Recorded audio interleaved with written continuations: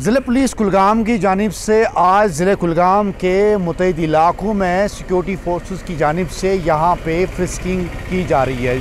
अभी हम ज़िले कूलगाम के मेन मार्केट में है और घंटाघर के पास में आप मेरे पीछे देख सकते हैं। ये सिक्योरिटी फोर्सेस का अमला है जो लगातार जो है फ्रिस्किंग की जा रही है और गाड़ियों की तलाशी कार्रवाई की जा रही है और इसके साथ साथ हर एक आने और जाने से जो है पूछताछ की जा रही है।